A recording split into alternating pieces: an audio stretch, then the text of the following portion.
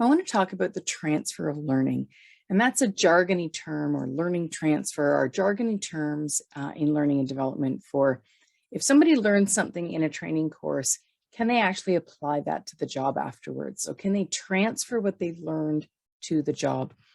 And it's a really important part of learning design because it's the link between the event, the activity, and performance. So ultimately, my bias is we want to make sure that people can improve their performance and employees and organizations can achieve better results.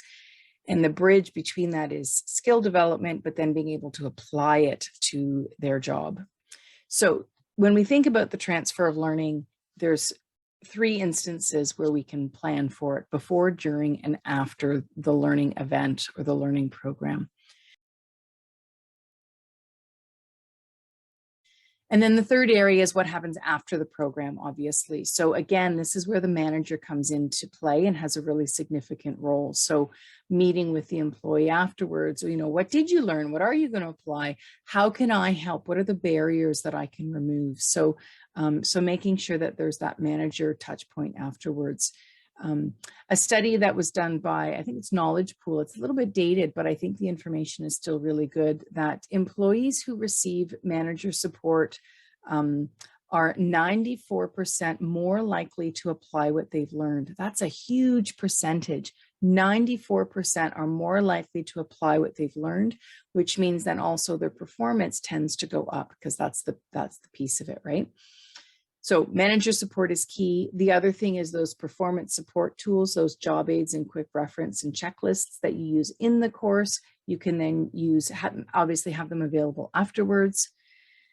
The other thing you can do from a design perspective is try and move away from a one and done event. So yes, there's kind of a concentrated learning period, but what can you do afterwards? So think of like a drip feed or something. So are there reminders, or did you know, or emails that you can send out? Here's another article that supports what we learned, or remember this tip we talked about in the program. And so things like that, a bit of a drip feed. So it's a little bit here at a time.